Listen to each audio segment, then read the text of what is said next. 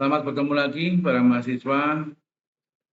Kita kuliah keuangan negara di sesi yang kelima minggu ini. Minggu ini kita akan membahas mengenai APBN, yaitu Anggaran Pendapatan dan Belanja Negara. Untuk mari kita bersama-sama menyimak pemaparan melalui teks yang akan saya sampaikan berikut ini.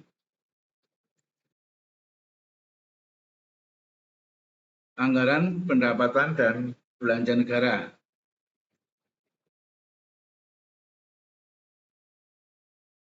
Pengertian APBN, dalam suatu negara, perencanaan anggaran sangat diperlukan. Di Indonesia sendiri, anggaran tersebut masuk ke dalam namanya Anggaran Pendapatan dan Belanja Negara atau disingkat dengan APBN. APBN merupakan rencana pengeluaran dan penerimaan negara tahun mendatang yang dihubungkan dengan rencana dan proyek jangka panjang. Berikut penjelasan lebih lengkap mengenai APBN. Anggaran Pendapatan dan Belanja Negara atau APBN merupakan rencana keuangan tahunan pemerintah Indonesia yang disetujui oleh Dewan Perwakilan Rakyat. APBN berisi daftar sistematis dan terperinci yang memuat rencana penerimaan dan pengeluaran negara selama 1 tahun anggaran. Ya, biasanya 1 tahun anggaran ini adalah mengacu kepada kalender atau mengacu kepada hari kalender, yaitu tanggal 1 Januari sampai dengan 31 Desember tahun yang bersangkutan.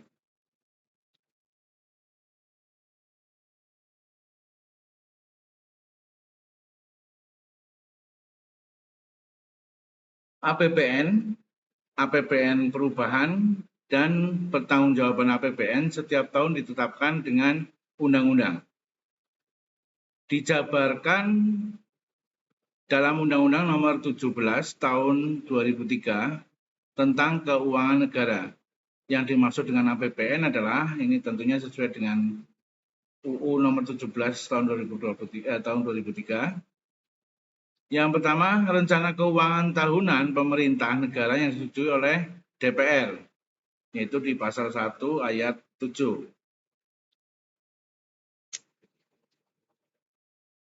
Berikutnya, terdiri atas anggaran pendapatan, anggaran belanja, dan pembiayaan. Ini dimuat dalam pasal 11 ayat 2. Kemudian meliputi masa 1 tahun, mulai dari tanggal 1 Januari sampai dengan tanggal 31 Desember tahun bersangkutan. Ini tercantum dalam pasal 4. Ditetapkan tiap tahun dengan undang-undang. Ini adalah pasal 11 ayat 1. Kemudian mempunyai fungsi otorisasi, perencanaan, pengawasan, alokasi, distribusi, dan stabilisasi. Ini tercantum di pasal 3 ayat 4 dalam Undang-Undang Nomor 17 Tahun 2003. Ya, betul. Itu tadi adalah pengertian APBN berdasarkan undang-undang. Selanjutnya kita akan meninjau bagaimana para ahli memberikan definisi atau pengertian tentang APBN. Yang pertama dari John F. Doe. Menurutnya, APBN adalah suatu pernyataan mengenai perkiraan pengeluaran dan penerimaan negara yang diharapkan akan terjadi dalam suatu periode di masa depan atau yang akan datang, serta data dari pengeluaran dan penerimaan yang benar-benar terjadi di masa itu. Itu adalah menurut John F. Doe. Selanjutnya menurut M. Suparmoko. Menurut M. Suparmoko, APBN adalah suatu daftar atau pernyataan yang terinci tentang penerimaan dan pengeluaran negara yang diharapkan dalam jangka waktu tertentu, biasanya dalam 1 tahun. Ini disebut dengan 1 tahun anggaran. Yang ketiga dari Nurjaman Arsyad. Nurjaman Arsyad menurut beliau APBN adalah rencana kerja pemerintah yang akan dilakukan dalam 1 tahun yang dituangkan dalam angka-angka. Ini lebih sederhana. Kemudian yang keempat adalah dari Refrison Baswir. Refrison Baswir mengatakan APBN atau APBD ya adalah rencana keuangan yang mencerminkan pilihan kebijakan untuk satu periode di masa yang akan datang. Di sini Refrison Baswir lebih kepada penelitiannya di APBD. APBD adalah anggaran penerimaan dan belanja daerah. Ini adalah untuk levelnya level regional daerah ya, bukan di APBN. Tapi pengertiannya sama.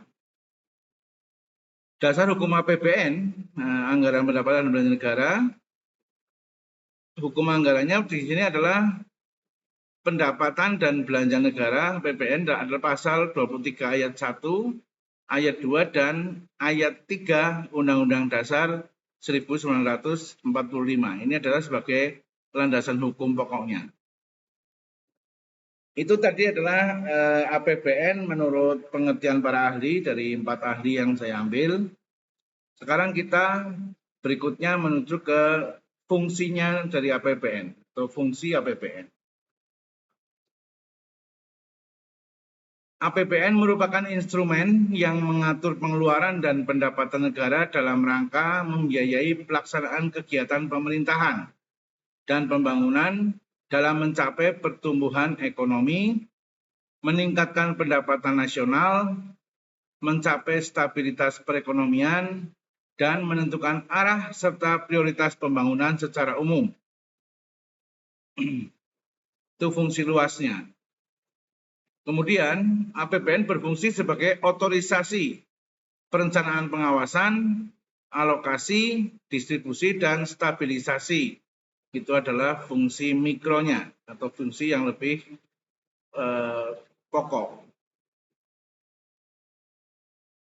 Semua penerimaan yang menjadi hak dan pengeluaran serta kewajiban negara dalam suatu tahun anggaran harus dimasukkan dalam APBN. Jadi tidak boleh ada pengeluaran-pengeluaran ataupun pendapatan-pendapatan yang tidak dicantumkan atau tidak disertakan di dalam APBN.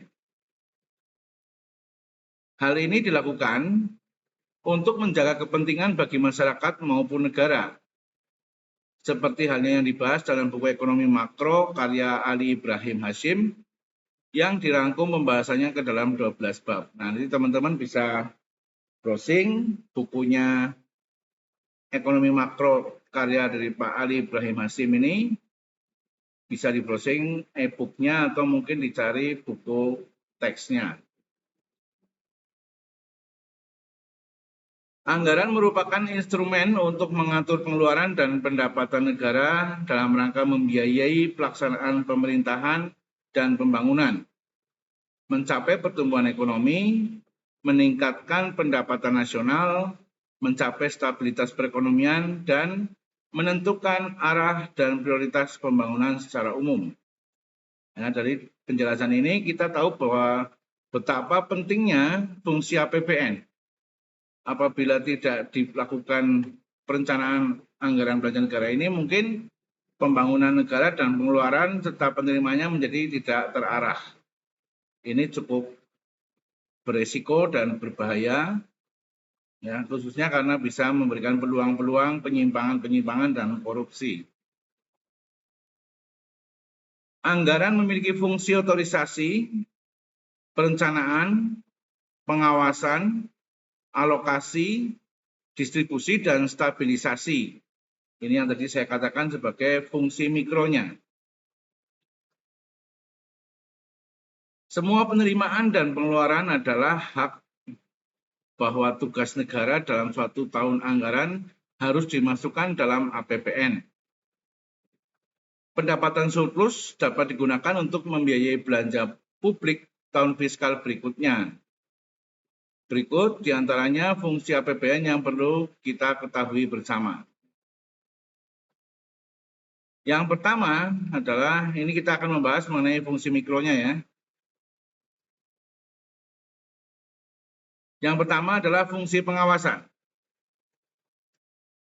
Anggaran negara harus menjadi pedoman dalam menilai apakah kegiatan penyelenggaraan pemerintah negara sesuai dengan ketentuan yang telah ditetapkan. Ya. Artinya ini adalah termasuk ke dalam visi misi pemerintahan yang saat ini sedang berjalan atau sedang berkuasa. Dengan demikian akan mudah bagi rakyat untuk menilai apakah tindakan pemerintah menggunakan uang negara untuk keperluan tertentu itu dibenarkan atau tidak. Artinya dibenarkan itu adalah sesuai dengan APBN dan tidak dibenarkan apabila menyimpang atau melenceng dari APBN. Berarti anggaran negara harus menjadi pedoman untuk menilai apakah kegiatan penyelenggaraan pemerintahan negara sesuai dengan ketentuan yang ditetapkan. Ketentuan yang ditetapkan adalah maksudnya bahwa penetapan APBN ini nanti akan ditetapkan oleh DPR, ya. Sehingga penetapan DPR ini sudah bisa menjadi undang-undang tersendiri. Undang-undang tentang APBN misalnya tahun 2024 gitu misalnya. Dengan demikian akan mudah bagi orang untuk menilai apakah tindakan pemerintah menggunakan uang negara untuk keperluan tertentu itu dibenarkan atau tidak. Makanya apalagi di dalam situasi sekarang di negara kita ini demokrasinya sudah sangat terbuka, ada menjamin hak-hak suara dari masyarakat.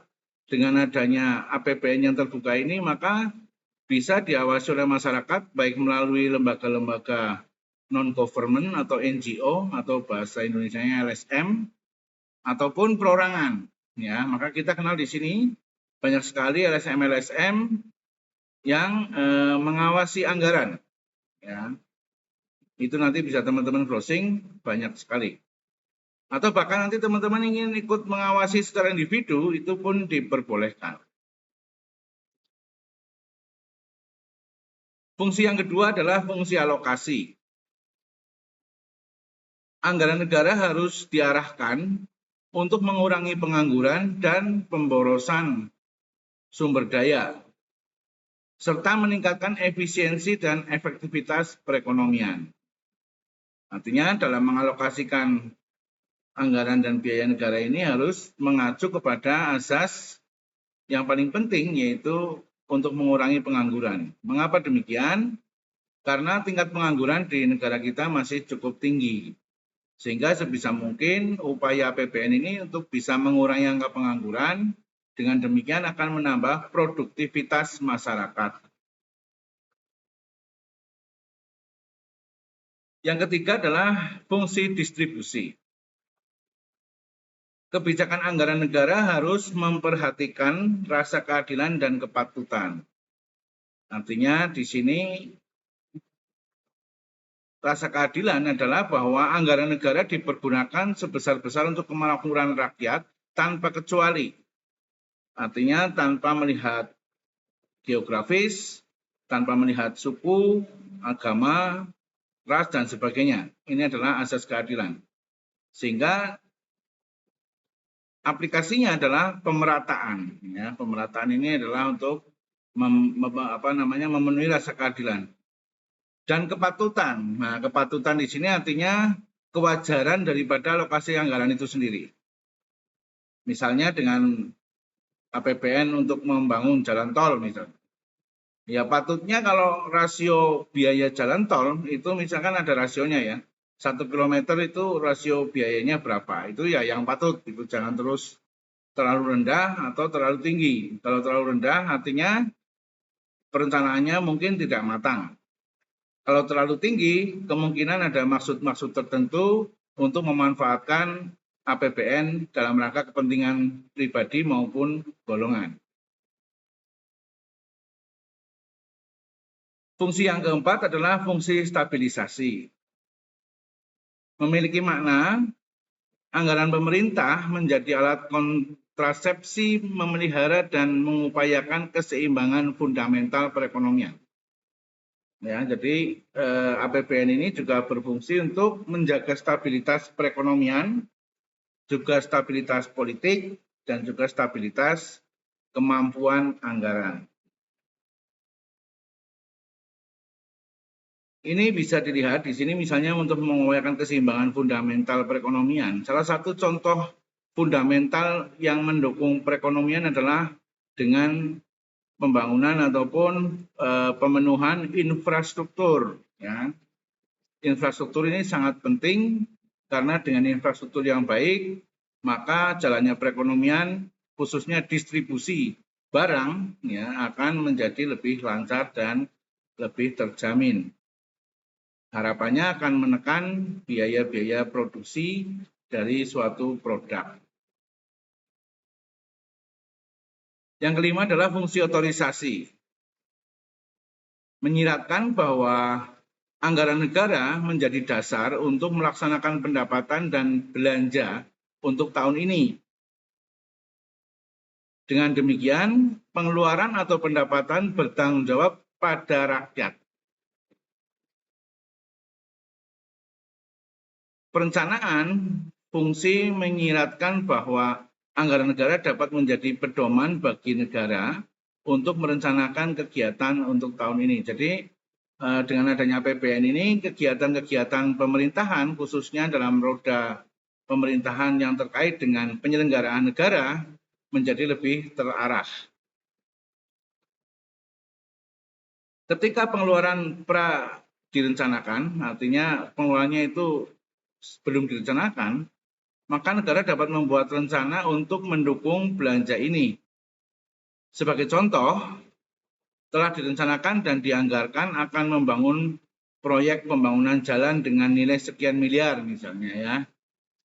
Dengan demikian, pemerintah dapat mengambil tindakan untuk mempersiapkan proyek tersebut agar berjalan lancar. Artinya, sebelum proyek itu dijalankan, bisa dilakukan tindakan-tindakan yang nantinya mendukung untuk pelaksanaan APBN. Misalnya mau membuka jalan, itu dibutuhkan pembebasan lahan. Sebagaimana kita tahu, pembebasan lahan itu bukan hal yang mudah ya, membutuhkan waktu yang cukup panjang. Sehingga dengan adanya APBN ini kita bisa mulai mengerjakan hal-hal yang sifatnya persiapan untuk mendukung pelaksanaan APBN. Kemudian fungsi yang keenam adalah perencanaan. Anggaran negara dapat menjadi pedoman bagi negara untuk merencanakan kegiatan pada tahun tersebut. Bila suatu pembelanjaan telah direncanakan sebelumnya, maka negara dapat membuat rencana-rencana untuk mendukung pembelanjaan tersebut. Menyiratkan bahwa anggaran negara dapat menjadi pedoman bagi negara untuk merencanakan kegiatan tahun ini. Seperti yang tadi saya jelaskan. Ketika belanja direncanakan, maka negara dapat membuat rencana untuk mendukung pengeluaran. Misalnya, telah direncanakan dan dianggarkan untuk membangun proyek pembangunan jalan senilai sekian miliar. Dengan demikian, pemerintah dapat mengambil tindakan untuk mempersiapkan agar proyek bisa berjalan lancar. Seperti tadi ya, mungkin bisa dilakukan dulu namanya tender ataupun lelang pelaksanaan, itu bisa disiapkan sebelum APBN itu diturunkan.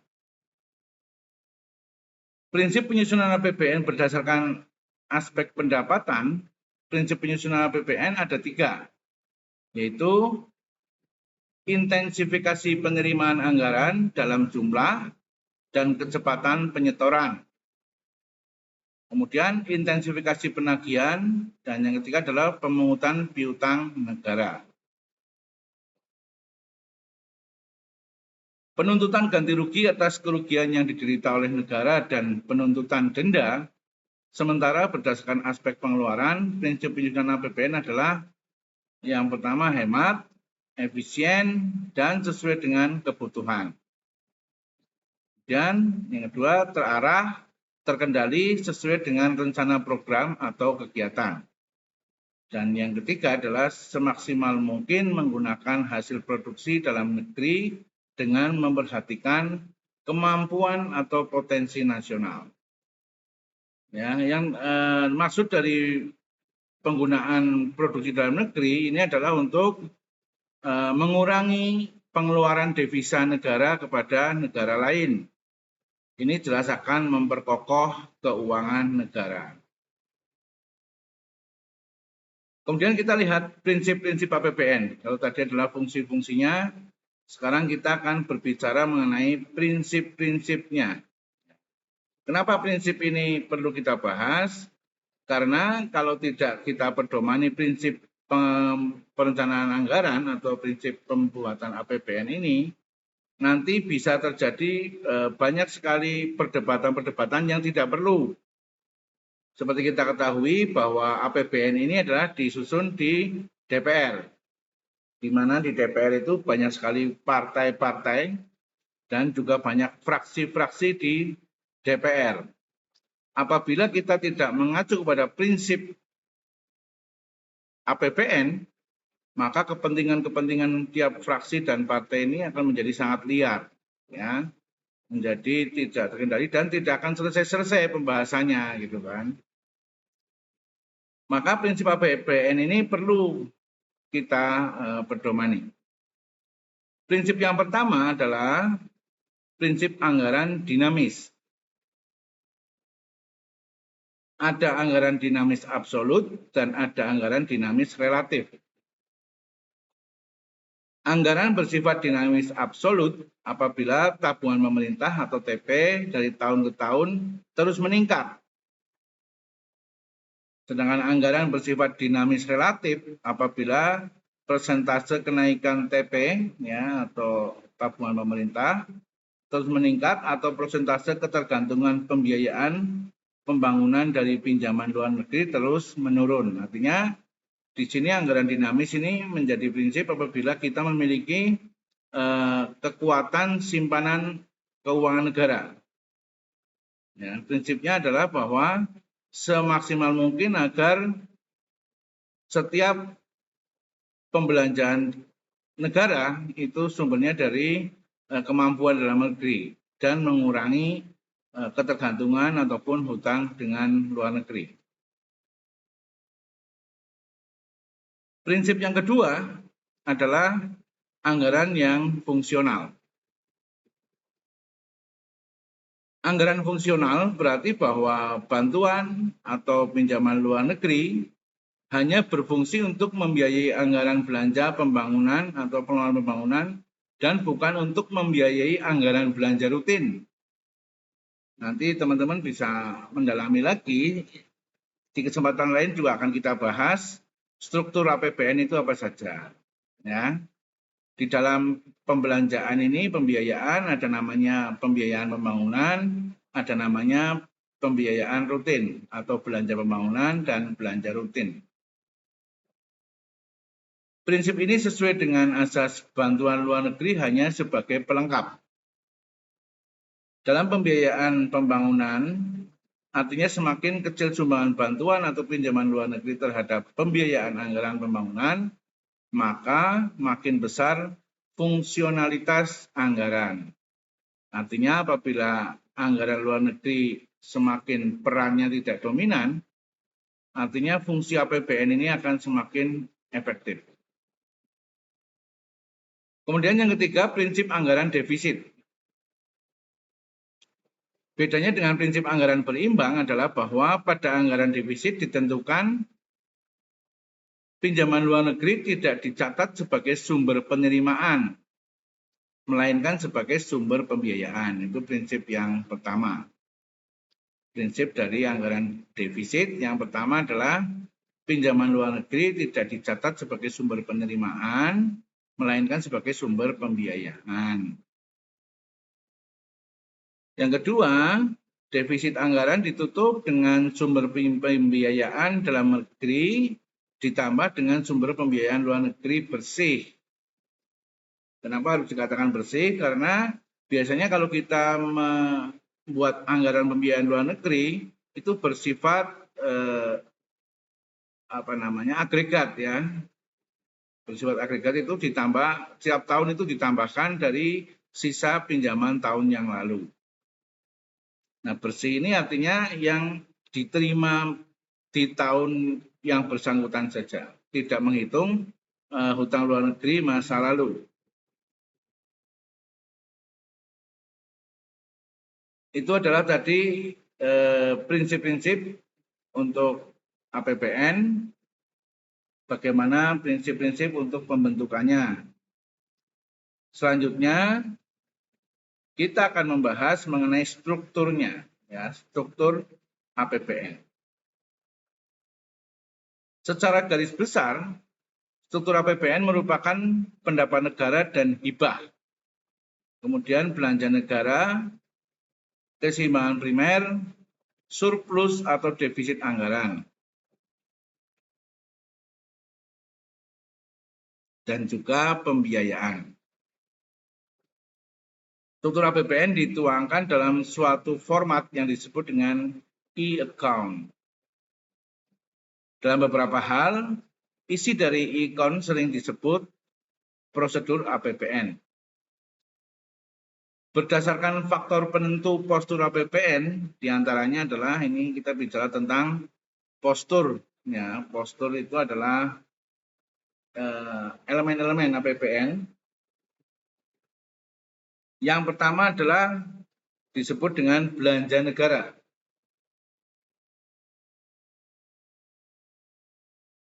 Besar kecilnya belanja negara dapat dipengaruhi oleh beberapa faktor, yakni kebutuhan penyelenggaraan negara, resiko bencana alam dan dampak krisis global, asumsi dasar makroekonomi, kebijakan pembangunan, dan kondisi akan kebijakan yang lain. Jadi di dalam menyusun belanja negara ini hal-hal yang dipertimbangkan, ya, ini diantaranya tadi ada kebutuhan penyelenggaraan negara, resiko bencana alam dan dampak krisis global, asumsi dasar makroekonomi, kebijakan pembangunan, kondisi akan kebijakan pembangunan. Berikutnya, belanja pemerintahan pusat adalah belanja yang digunakan untuk membiayai kegiatan pembangunan pemerintah pusat, baik yang dilaksanakan di pusat maupun di daerah. Jadi ada di Indonesia itu untuk pembangunan dibagi-bagi sesuai dengan kewenangan masing-masing. Ada kewenangan pusat, ada kewenangan provinsi, dan ada kewenangan daerah, kabupaten, atau kota. Yang paling gampang kita lihat contoh misalnya untuk pengelolaan jalan. Teman-teman pasti sudah pernah mendengar namanya jalan negara ya, atau jalan pusat. Kemudian ada namanya jalan provinsi, ada namanya jalan kabupaten, dan sebagainya. Itu adalah terkait dengan pengalokasian APBN.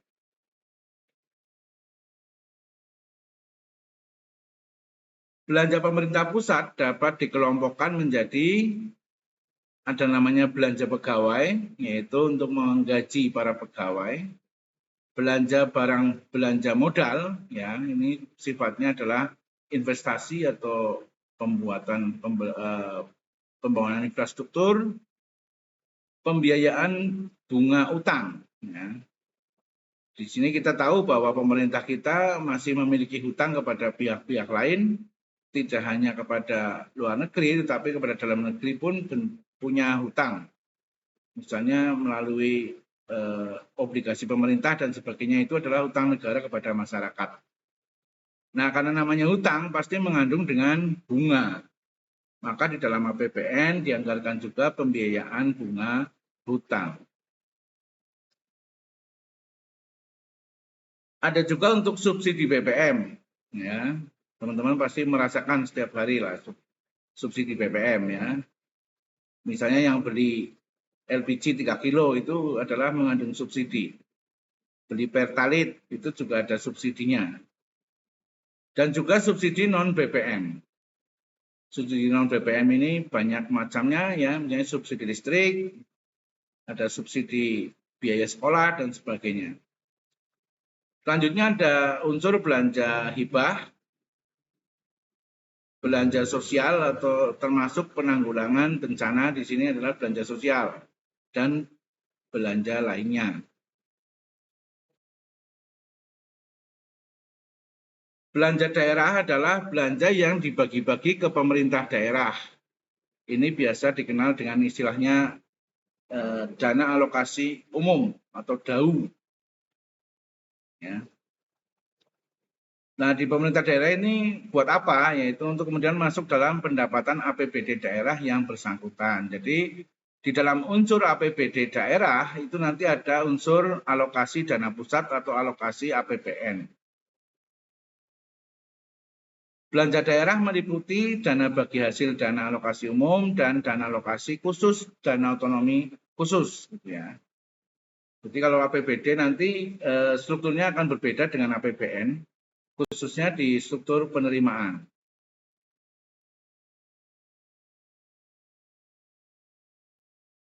Selanjutnya kita lihat yang kedua tadi adalah yang pertama tadi adalah pembiayaan untuk di pusat ya. Yang kedua ini adalah pembiayaan negara.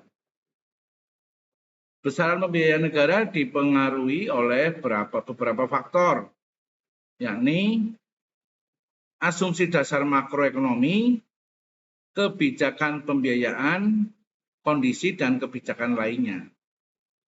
Artinya untuk pembiayaan negara adalah untuk biaya yang terkait dengan negara, kepentingan negara, yang dipengaruhi oleh beberapa faktor tadi yang sudah kita bahas. Kemudian pembiayaan negara terbagi menjadi dua jenis pembiayaan, yakni pembiayaan dalam negeri dan luar negeri.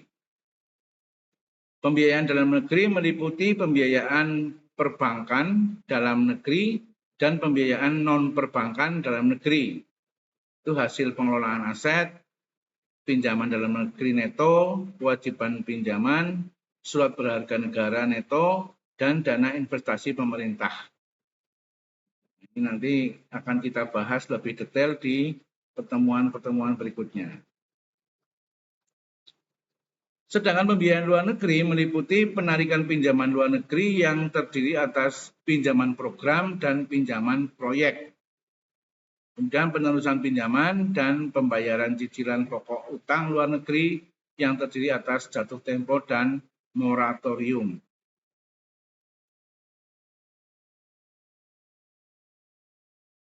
Struktur yang ketiga yaitu pendapatan pajak.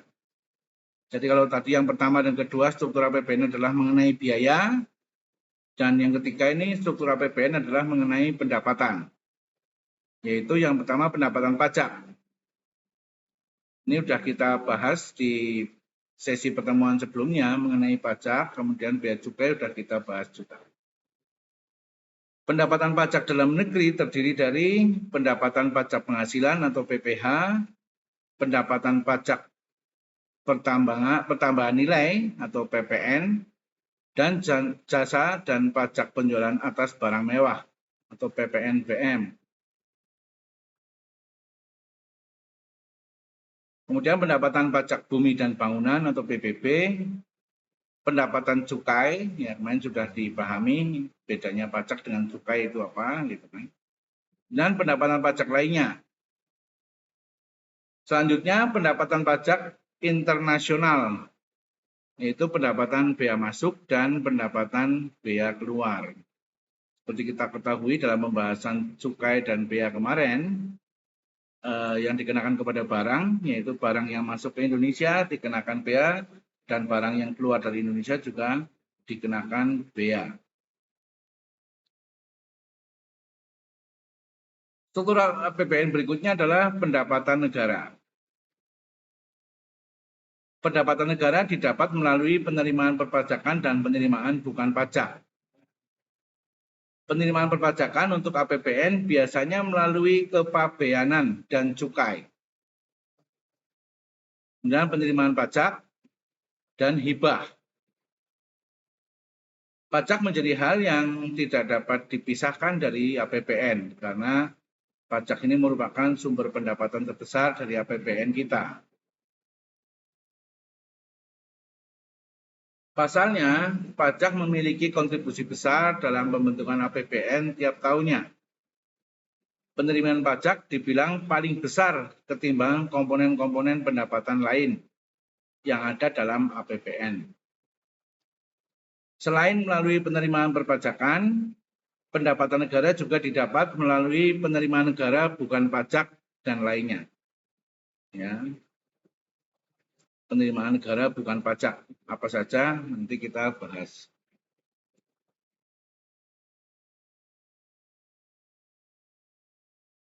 Pendapatan tersebut antara lain adalah pendapatan Badan Layanan Umum atau BLU. Ya, ini adalah termasuk penerimaan negara bukan pajak.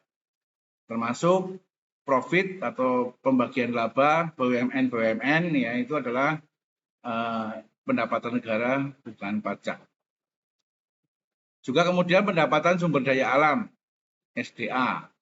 Ya, kita punya banyak tambang, ada tambang nikel, tambang emas, tambang minyak, batu bara dan sebagainya itu adalah pendapatan negara non pajak. Kemudian pendapatan dari kekayaan negara dan hibah yang didapat. Hibah ini kadang-kadang ada hibah dari masyarakat, ada hibah dari luar negeri. Besaran pendapatan negara dipengaruhi oleh beberapa faktor. Ya, di antaranya adalah yang pertama, indikator ekonomi makro yang tercermin pada asumsi dasar makroekonomi. Ya, ekonomi makro ini adalah membahas tentang ekonomi negara. Kalau mikro itu membahas ekonomi non-negara, biasanya perusahaan atau badan usaha. Nah, asumsi dasar makroekonomi ini diantaranya misalnya asumsi tentang inflasi, asumsi tentang nilai tukar mata uang dan sebagainya. Ini adalah asumsi makroekonomi. Itu juga termasuk pendapatan negara non pajak. Misalnya untuk tahun 2023, APBN mengasumsikan bahwa kurs rupiah adalah misalnya 14.800. Ternyata yang terjadi adalah 14.500 rata-ratanya. Gitu. Artinya kita punya surplus atau punya selisih pendapatan dari asumsi yaitu Rp300 per mata uang. Yang kedua mempengaruhinya adalah kebijakan pendapatan negara. Artinya kebijakan-kebijakan ini juga akan sangat berpengaruh di dalam penerimaan negara. Kemudian kebijakan pembangunan ekonomi. Sektor-sektor apa saja yang menjadi prioritas, ya, itu biasanya nanti seperti kita tahu sekarang ada namanya PSN, Proyek Strategis Nasional, itu termasuk dalam kebijakan pembangunan. Kemudian perkembangan pemungutan pendapatan dengan pendapatan negara secara umum.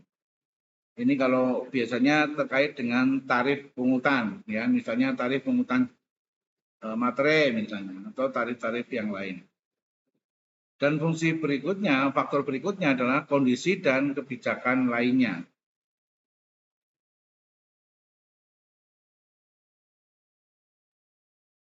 Masih di dalam struktur APBN, yang kelima adalah penerimaan negara bukan pajak atau PNBP. Berasal dari penerimaan sumber daya alam dan gas bumi, SDA atau migas. Penerimaan sumber daya alam non-minyak bumi dan gas bumi atau SDA non-migas. Pendapatan bagian laba BUMN, ini juga termasuk penerimaan negara bukan pajak.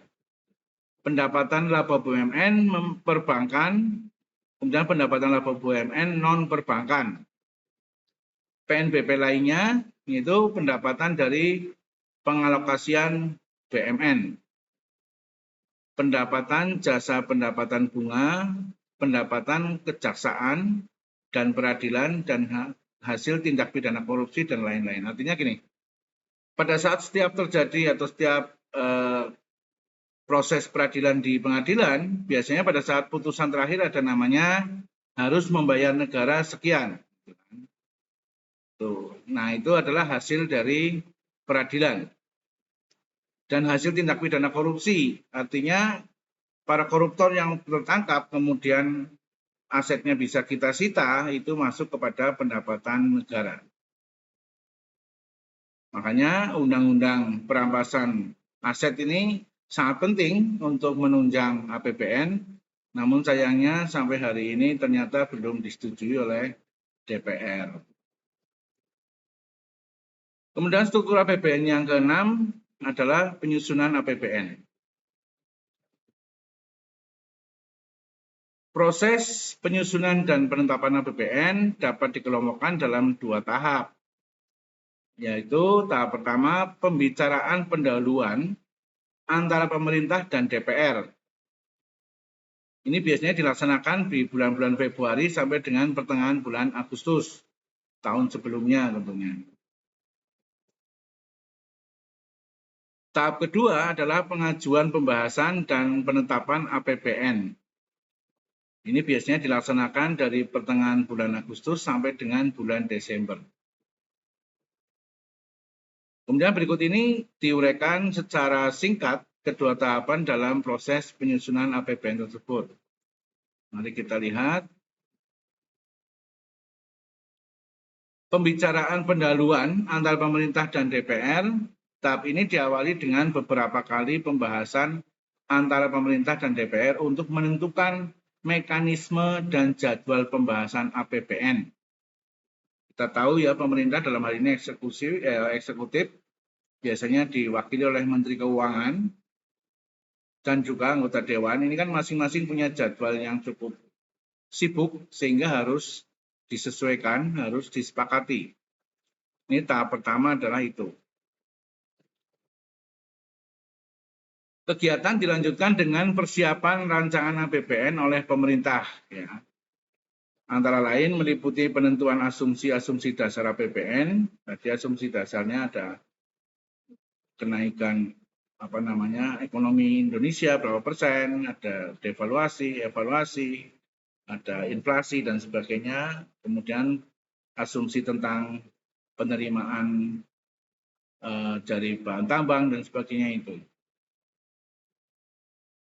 Perkiraan penerimaan dan pengeluaran. Jadi di situ juga pada saat tahap kedua itu sudah mulai dibahas tentang asumsi-asumsi. Kemudian pengajuan, pembahasan, dan penetapan APBN. Tahapan ini dimulai dengan pidato Presiden sebagai pengantar RUU APBN dan nota keuangan. Ini biasanya dibacakan Presiden atau disampaikan Presiden pada tanggal 16 Agustus, yaitu 1 hari sebelum acara peringatan kemerdekaan. Biasanya teman-teman akan melihat pidato Presiden di depan DPR MPR menyampaikan nota keuangan. Ya, itu. Dari situ akan dilanjutkan dengan dilakukan pembahasan balik baik antara Menteri Keuangan dengan panitia anggaran. Panitia anggaran ini adalah di DPR. Ya. Ini sudah rutin dilaksanakan. Undang-Undang Dasar 1945 merupakan dasar hukum yang paling tinggi dalam struktur perundang-undangan di Indonesia. Oleh karena itu, pengaturan mengenai keuangan negara selalu didasarkan pada undang-undang ini, khususnya dalam bab 8 Undang-Undang Dasar 45, amandemen bab 4, pasal 23 mengatur tentang anggaran pendapatan dan belanja negara atau APBN. Mari kita kupas bunyi pasalnya. Ini pembahasan kita ini dalam pembahasan mengenai dasar hukum APBN. Ayat 1, anggaran pendapatan dan belanja negara sebagai wujud dari pengelolaan keuangan negara ditetapkan setiap tahun dengan undang-undang dan dilaksanakan secara terbuka dan bertanggung jawab untuk sebesar-besarnya kemakmuran rakyat. Jadi APBN yang sudah disepakati, sudah disetujui oleh pemerintah dan DPR, ini harus dituangkan ke dalam bentuk undang-undang. Ya. Nah, nanti undang-undang ini yang dipakai sebagai dasar pelaksanaan APBN. Selanjutnya, ayat 2. Rancangan Undang-Undang Anggaran Pendapatan dan Belanja Negara atau rancangan APBN diajukan oleh Presiden untuk dibahas bersama Dewan Perwakilan Rakyat dengan memperhatikan pertimbangan DPR. Ya, jadi sebelum rancangannya itu harus diajukan kepada DPR untuk DPR mempertimbangkan dan memberikan masukan-masukan dan koreksi. Kemudian di ayat 3, apabila Dewan Perwakilan Rakyat tidak menyetujui rancangan anggaran pendapatan dan belanja negara yang diusulkan oleh Presiden, pemerintah menjalankan anggaran pendapatan dan belanja negara tahun yang lalu. Artinya bisa saja APBN ini tidak disetujui oleh DPR. Nah, maka sepanjang APBN ini belum disetujui, maka dipakai pedoman atau patokan APBN tahun yang lalu. Meskipun kondisi ini sebetulnya kondisi yang tidak sehat atau tidak baik. Maka teman-teman menjadi sangat mafhum bahwa pentingnya hubungan antara eksekutif, dalam hal ini pemerintah, presiden dan para menteri, dengan lembaga DPR, supaya pembahasan-pembahasan seperti ini bisa berjalan lancar. Nah, maka setiap pemilihan presiden dan pemilihan legislatif, setelah itu pasti akan terjadi koalisi-koalisi. Nah, ini adalah untuk menjembatani setiap keputusan yang harus diambil oleh Presiden dan DPR secara bersama-sama ini menjadi tidak bertele-tele dan lancar. Pahami lebih dalam mengenai hukum APBN melalui buku hukum ekonomi di Indonesia yang membahas mengenai hukum secara umum, hukum perdata, hukum perorangan, dan masih banyak lagi. Ini teman-teman bisa menambah referensi mengenai dasar hukum APBN ini di buku tersebut. Nah, setelah dasar hukumnya kita ketahui, kita akan masuk mempelajari tentang mekanismenya. Jadi, bagaimana sih mekanisme penyusunan APBN? Ini menjadi sangat penting. Sebelum melakukan penyusunan APBN, ada beberapa aspek penting yang perlu diperhatikan. Ya, seperti asumsi ekonomi makro, asumsi-asumsi tersebut kemudian menjadi acuan analisis dalam penyusunan APBN. Asumsi-asumsi tersebut diantaranya adalah yang pertama yang biasa digunakan adalah harga minyak bumi di pasar internasional. Ya. Nah, maka apabila kita sudah bisa memberikan asumsi harga minyak bumi di pasar internasional, apabila diperkirakan lebih rendah dibandingkan dengan harga minyak bumi yang diasumsikan pada tahun sebelumnya. Artinya harga minyak bumi ini menjadi sangat berpengaruh. Kenapa? Karena pendapatan kita masih didominasi oleh pendapatan minyak bumi. Kemudian asumsi kedua adalah pengarahan serta penggalian sumber-sumber penerimaan perpajakan perlu ditingkatkan. Ya, struktur APBN kita yang pertama adalah tadi yang masih paling besar pendapatannya dari pendapatan migas. Yang kedua adalah pendapatan pajak. Sehingga asumsi pajak ini juga menjadi sangat penting. Asumsi yang ketiga adalah tersedianya barang-barang kebutuhan pokok sehari-hari dalam jumlah banyak dan merata dengan harga yang stabil serta dapat diakses oleh rakyat banyak. Nah, asumsi ini juga sangat penting karena nanti terkait dengan biaya-biaya subsidi. Ya, teman-teman mungkin sering mendengar ada operasi pasar mengenai beras. Itu karena harga beras melampaui asumsi APBN sehingga pemerintah perlu turun tangan kepada masyarakat dalam bentuk subsidi harga pangan. Ini sudah sering kita alami dan sering kita temui. Asumsi berikutnya adalah keadaan ekonomi global yang diperkirakan mengalami pertumbuhan lebih baik dibanding dengan keadaan sebelumnya. Jadi pada saat penyusunan APBN ini juga harus memperhitungkan mengenai asumsi perekonomian secara global. Apakah ekonomi dunia lagi baik-baik saja atau lagi tidak baik-baik saja? Kalau lagi baik-baik saja seperti apa? Kalau tidak baik harus bagaimana APBN-nya? Kan seperti itu. Asumsi berikutnya, proses pemulihan ekonomi diharapkan didukung oleh situasi politik, sosial, dan keamanan yang kondusif, sehingga dapat mengalami pertumbuhan yang lebih baik dari tahun sebelumnya. Di asumsi ini adalah lebih kepada mengurangi resiko pelaksanaan APBN. Ya, kalau pemulihan ekonomi tidak berjalan sesuai dengan yang diharapkan, maka akan terjadi chaos, situasi keamanan yang tidak kondusif, dan sebagainya, investor tidak mau masuk, dan sebagainya. Ini akan sangat berpengaruh terhadap APBN. Kemudian asumsi berikutnya, kapasitas sistem pembiayaan daerah yang adil, proporsional, rasional, transparan, partisipatif, dan bertanggung jawab. Jadi untuk pembiayaan daerah seperti tadi yang saya sampaikan di sebelumnya, ada namanya DAU, dana alokasi umum. Ini harus mengandung kepastian, ya. Kepastiannya setiap daerah jumlahnya harus berapa, itu juga harus masuk kepada asumsi yang ditetapkan di awal pembentukan APBN.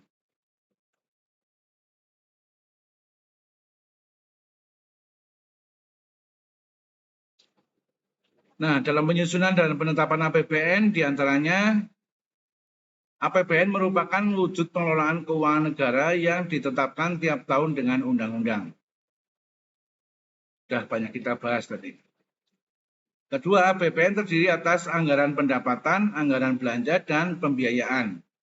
Jadi unsurnya ada 3 yang pokok, yaitu pendapatan, anggaran belanja, dan pembiayaan. Bedanya belanja dan pembiayaan, kalau belanja ini adalah sifatnya rutin, misalnya seperti belanja untuk membayar SDM atau tenaga kerja atau membayar gaji pegawai. Sedangkan pembiayaan ini sifatnya adalah investasi. Dan investasi ini pasti ada imbal balik keuntungan di masa yang akan datang. Kalau belanja ini murni pengeluaran yang tidak akan secara langsung memberikan dampak balik kepada APBN. Kemudian pendapatan negara terdiri atas penerimaan pajak, penerimaan bukan pajak, dan hibah. Ya, penerimaan pajak ini sudah jelas, yang bukan pajak tadi juga sudah kita urai, dan hibah. Ya, hibah ini adalah hadiah atau pemberian kepada negara. Belanja negara dipergunakan untuk keperluan penyelenggaraan tugas pemerintahan pusat dan pelaksanaan perimbangan keuangan antara pemerintah pusat dan daerah. Jadi di dalam APBN ini juga harus mempertimbangkan perimbangan keuangan pusat dan daerah. Artinya masing-masing daerah ini tidak boleh ada ketimpangan. Soalnya apabila terjadi ketimpangan di daerah-daerah, maka putaran ekonomi nasional tidak akan bisa berjalan dengan baik. Berikutnya adalah masih di mekanisme, belanja negara dirinci menurut organisasi, fungsi, dan jenis belanjanya. Ya, jadi belanja negara ini ada dirinci menurut organisasi. Organisasi di sini maksudnya adalah kementerian-kementerian. Ya, itu nanti ada belanja yang struktural di kementerian dan fungsional. Ini makanya fungsi. Dan jenis belanjanya. Biasanya ada belanja rutin dan belanja non-rutin. Pemerintah pusat mengajukan rancangan undang-undang tentang APBN beserta nota keuangan dan dokumen-dokumen pendukungnya kepada DPR pada bulan Agustus tahun sebelumnya. Jadi untuk misalnya kemarin Agustus 2023, Presiden menyampaikan nota keuangan di depan DPR itu adalah untuk kepentingan APBN tahun 2024. Jadi dipahami ya. Kemudian pembahasan rancangan undang-undang tentang APBN dilaksanakan sesuai dengan undang-undang yang mengatur susunan dan kedudukan DPR. Jadi di dalam DPR itu ada fungsi-fungsi yang sudah mengatur itu, Kalau teman-teman mungkin sering mendengar namanya ada Badan Anggaran dan sebagainya ya, Banggar, itu yang sangat terkait dengan APBN. Dan DPR dapat mengajukan usul yang mengakibatkan perubahan jumlah penerimaan dan pengeluaran dalam rancangan undang-undang tentang APBN. Jadi sebelum APBN itu ditetapkan sebagai undang-undang, DPR itu berhak untuk melakukan koreksi dan memberikan usulan-usulan kepada pemerintah. Dampaknya bisa mengubah komposisi APBN atau besar kecilnya mata anggaran per sektor. Ini yang dimaksud di sini.